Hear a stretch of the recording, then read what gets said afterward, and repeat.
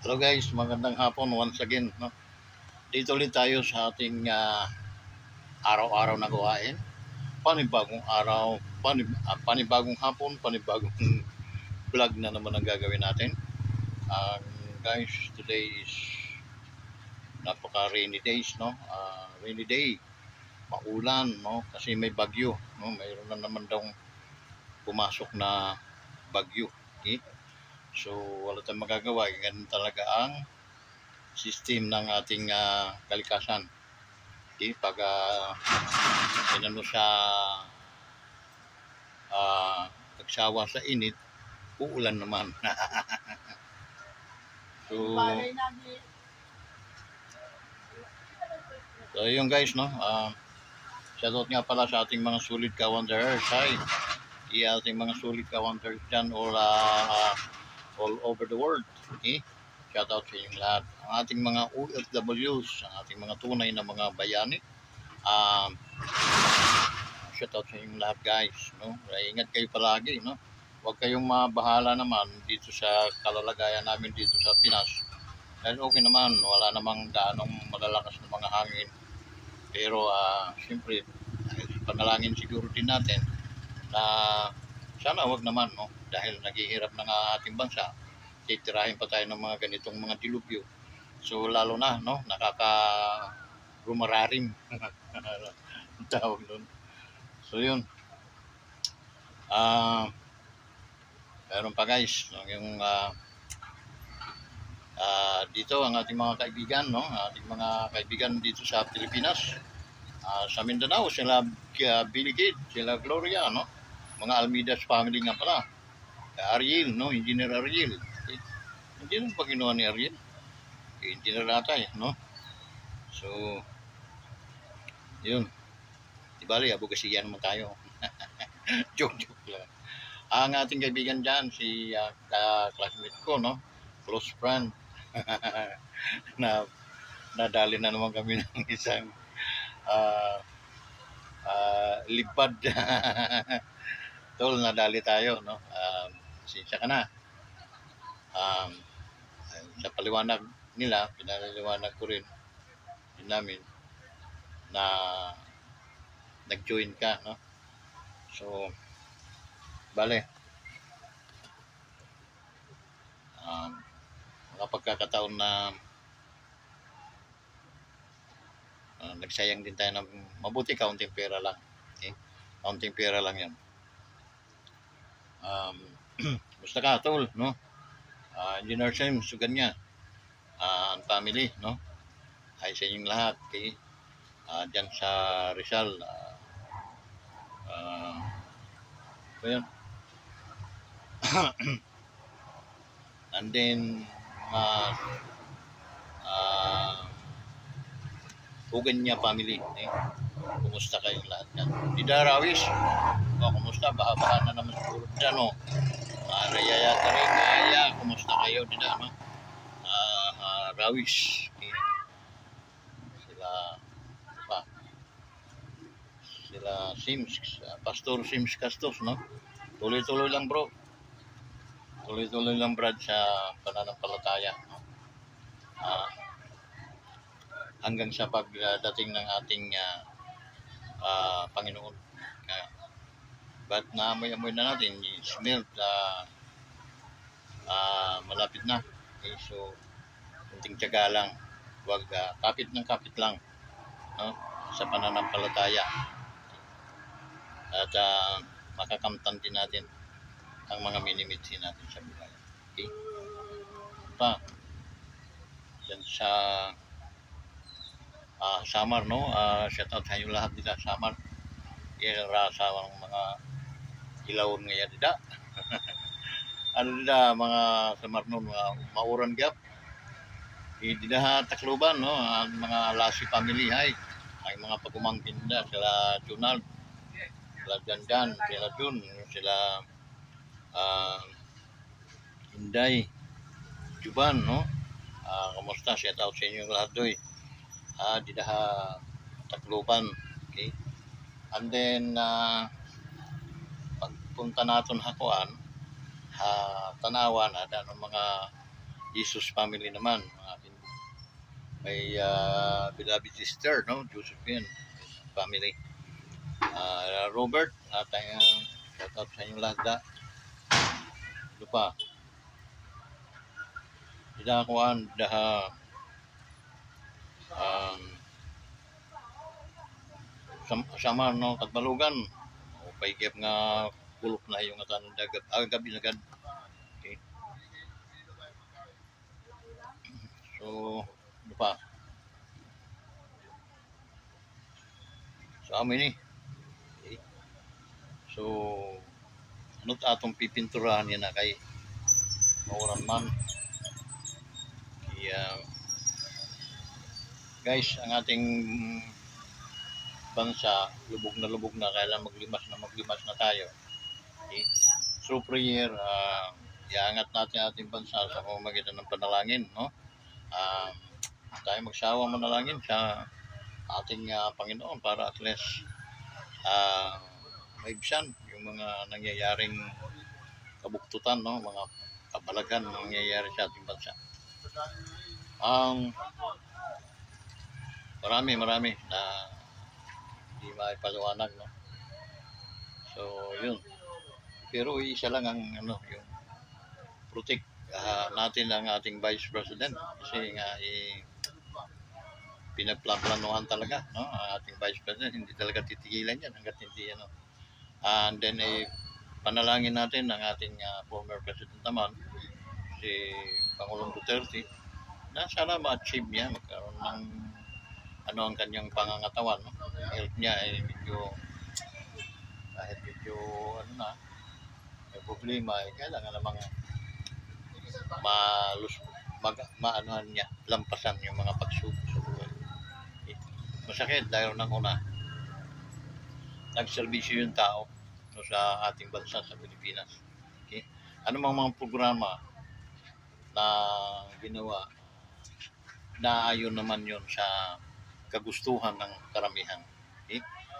Kasi para sa akin mas magandang pagpapatay ng mga kriminal kaysa tayo ang mabibiktima nila, di ba? Ganun lang kasimple yun. Para sa akin, hindi talaga against humanity yung ginawa ng Pangulong Duterte. So, yun na. Kasi alam nyo guys, yung lumabag talaga at nagkaroon ng paglabag sa karapatang pantao, yung mga bansa na nagigira hanggang ngayon, no? Kaya mo yung mga bansang nagigira sa bawat pasabog ng mga missiles ngayon, walang pinipili yun, mga bata, matanda, babae, lalaki, patay yun guys. Yun ang distraction na dapat papanagutin ng ICC bulok na yan, no? Salamat kayo ICC, hindi talaga ako nag-abogado kasi kung ako nag-abogado, yari talaga kayo sa akin, hindi ko kayo tatantanan. Okay? Wala kayong jurisdiction sa Pilipinas, hindi kami na member, at the same time gumagana yung aming mga batas, malinaw yun, anak ka na yun ng demonyo talaga. Okay? Tapos nakipagsabuatan kayo sa gobyerno ni Makoy, ni Marcos Bangag. Okay? Ganon din kadali talaga pag wala kang utak, no? Sa madaling salita. Kasi kung may utak ka, makikipag-debate ka, debate ka, no? Hindi pwede. Duterte is the best person in the world. Nangaan yan dahil sa kamay na bakal. And then may utang na loob kami dyan, no? Dahil naipalibing niya ang aming ama sa libingan ng mga bayani, na in fact sa dami ng mga pangulong mga umawak sa Pilipinas, wala ni isa man nang nakapagpalibing sa aking ama except Duterte. So I bow him, I respect him, and I don't want anything happen, any person harm to him. Okay? So ganun lang kasimple. Ang kaso guys, wala nga walang pagtanaw na utang na loob, walang batasan, ika nga kumbaga sa Bisaya, way batasan ng animal na yan. Okay? So yun, ah ito lang ang aking mensaheng iiwan ko. Iaano ko sa kanila. No, yung mga gumawa ng ganyan sa ating former president, what you sow you reap. Okay? Ano itatanim mo, maani mo yun. It is very familiar sa Bible na talagang maano yun, no? Maano mo rin yun. Matatamasa. Antay-antay lang. Pero yung karma, guys, napakabilis. Ang nangyari sa asawa mo, involved doon sa namatay anak ng Rustan, anak may-ari ng Rustan, no? So, sana, no? Makulong yan. Eh? Para unti-unti makikita niyo, ma-realize niyo kung ano ang kasamaan na ginawa niyo, babalik din yun sa inyo. Okay? So, yun. Gumawa pa kayo ng katarantaduhan more. At aani kayo ng kasamaan din more. Okay? So guys, ang panahon ngayon dito talagang napakaulan. Simula pa kanina umaga, nakarating ako dahil medyo ambon-ambon. Nakamotor lang ako. Kasi gumana na naman yung motor ko. Kaso guys, talagang may problema eh. Dapat yan, ito-transfer na yun sa name owner. Magkakaroon na ng pag-transfer o sa bagong may-ari. Wala ako, nabili namin yun. So, ito-transfer na yun, no? Kaysa i-register ko yun, transfer na lang. Okay? Kasi bagong makina yung motor na yun, guys. Gumastos ako na almost 10,000 sa makina. So, bago na naman. Ang mangyari niyan, ita-transfer. Ang akala ko, dito lang din, sa, guys, sa vicinity ng Santa Cruz, Laguna. Pala guys, hindi. Alam mo kung saan dadalhin? Doon pa sa Kanlubang. Anak ng... So, problema ito dahil nung una, maulan, nag-uumulan. So, almost 20 days lang yung guaranteed na time para maayos mo ang mga pag-transfer. So, naulan, paano yun? Bigyan talaga nakakatamad yung ganito. Kaya kung sana pinapanalo natin si Colonel Busita, hindi naging mga buwisit itong mga taong Pilipinong iba. Pinapanalo kan nyo si, sino yun? Yung sa, Ocho Diretso sa Oniduro. Pinapanalo pa ninyo. Okay? Samantala si Colonel Busita, talagang yun, qualified para tulungan ng mga Pilipino. So yun guys, no? Yun ang ngayon, kaya hindi ko ma-problema, hindi ko minsan parang tinatamad na ako mag-sinumot. Napakalayo yun, lampas pa ng Kalamba. Okay? Na may HPG naman dito, mayroong San Pablo, okay? Mayroon dito sa Santa Cruz, no? May HPG dito eh. Kaso lang, lang daw sila. Yung impounding. Kalukuhan din, di ba? Dapat, nagtatag na sila, mga computer lang katapat niyan eh. Okay? Tapos mga tauhan, marunong computer. So, computer to computer na lang yun. Kadkad kaya, nun kasimple. Hindi siya na-hassle. Hassle guys. Talagang iba. Si Pangulong Duterte noon, talagang ayaw niya ng ganito hassle. Imagine mo ang lisensya niya yun, 10 years. Okay? Yung, passport, 10 years din. Okay? Imagine mo nagawa ng Pangulong Duterte na yan. Tapos tinanong si Jokno. Si Jokno ba yung malalaking mga ngipin? Parang bagoy-bagoy. Kumbaga taong parang abogadong nung walang buntik ng ma-disbarge dahil kinangkin niya na kliyente na niya yung mga mangingisda eh. Hindi ninay ng mga mangingisda. Hindi namin abogado yan. Pahiya si Butiti ang tawag ko niyan kasi ang ngipin na lalaki. Okay? So yun, si Butits tinanong Ano ang natatandaan mong ginawa ni Duterte? Yung no smoking. No smoking daw. Tapos may kasamang tawa. No?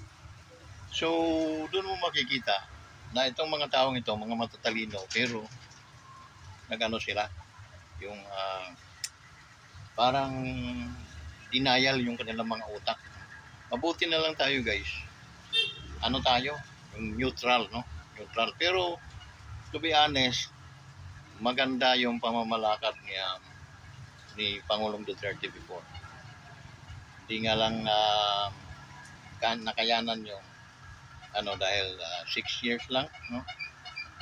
So, hindi talaga nakayanin.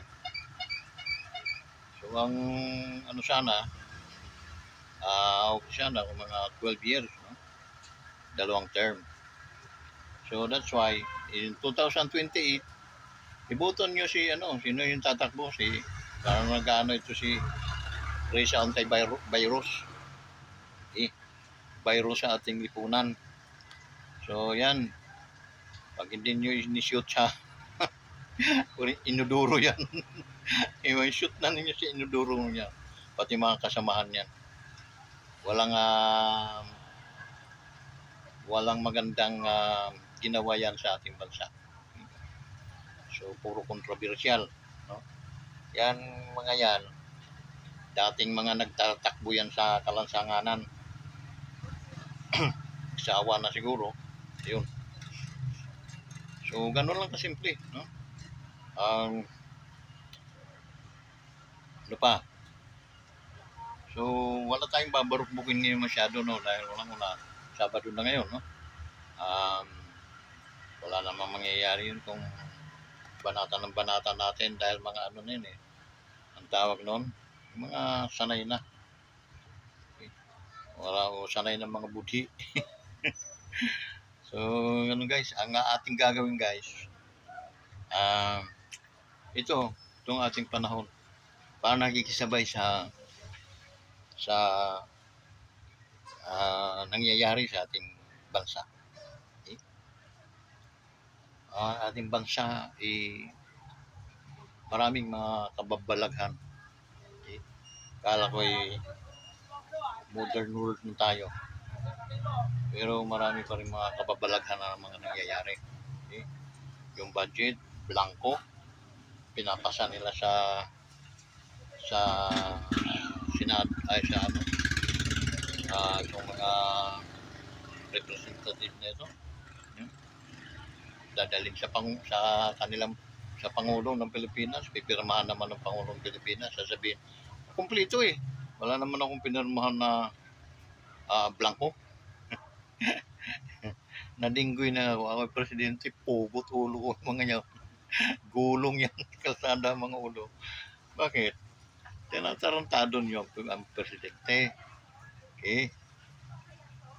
Alam naman hindi yung dapat ginagawa yung gano'n na pagdating sa mga budget, nyo, papaliko-likuin nyo doon sa mga bagay-bagay na hindi naman kailangan. Lang, makurap lang ninyo. Ganon kasimple ang arithmetic noon. Kukurapin lang ninyo yung pera. So, kawawa ang Pilipinas dahil unang-una, magsasuffer no, mamamayan. Lahat ng pera ng Pilipinas ang magbabayad kung uutangin yan.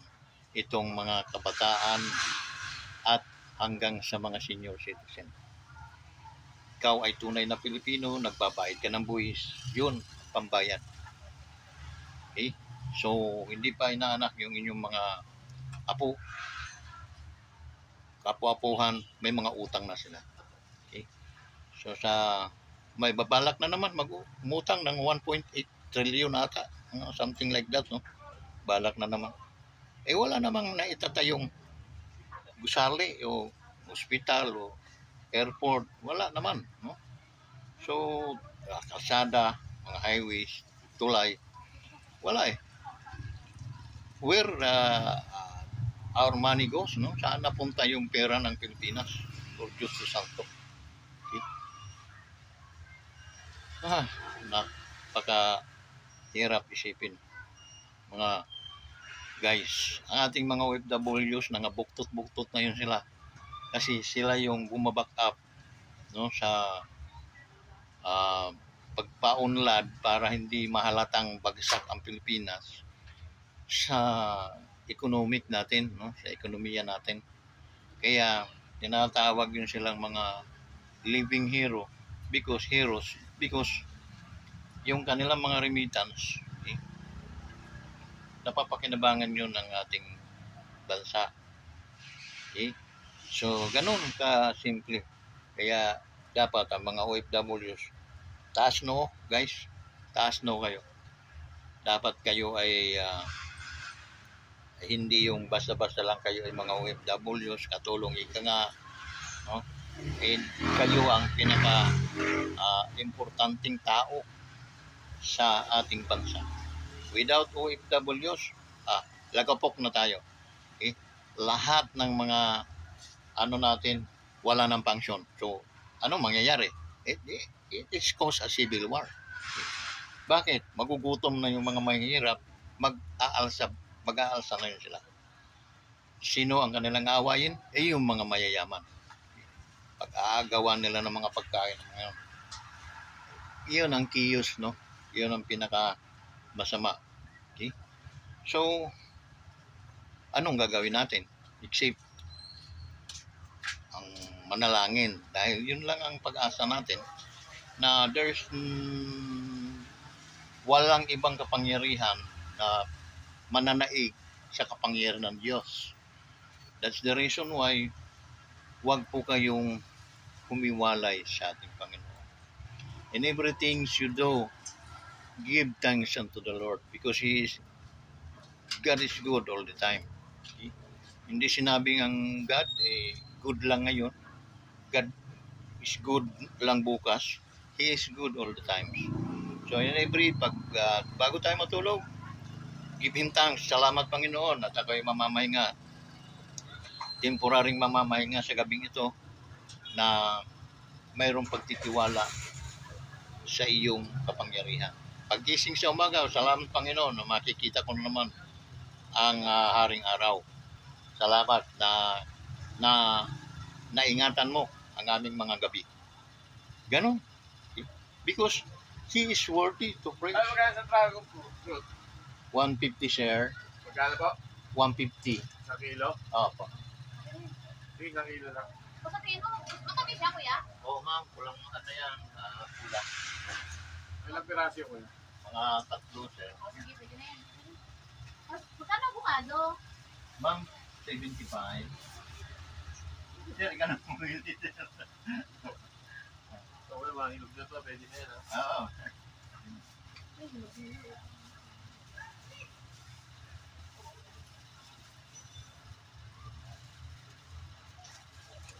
Ay, mga bukado.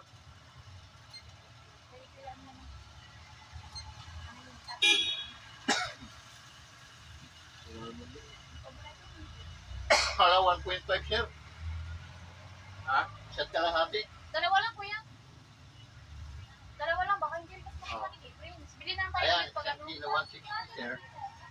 1.07.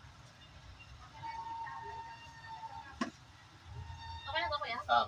160 man. Kasi baka hindi rin.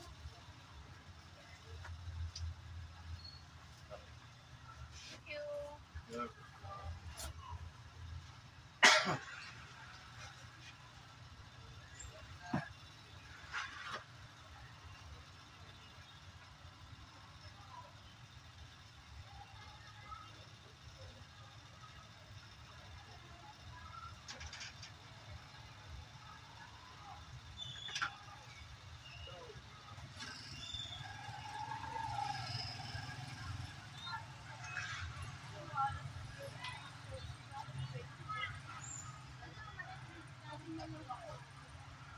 So guys, balik tayo. No? Medyo nawala tayo sa na may bumili. Okay. Ano kasi ito? Fruit stand kasi ito. Dito sa palengke. Para makita nyo ito. Yan ha.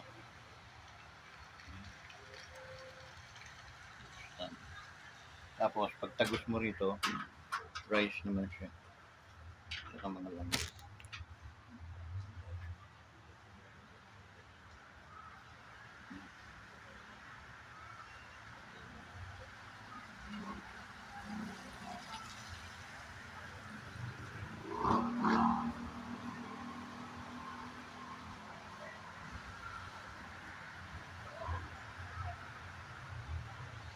So yun. Kaya medyo ano tayo sa sa Huwag magtagal niya. oo nga, may lamig. Wala. Ayan guys. Dito na tayo sa malapit na tayo sa nakikita ang kakapuhan natin.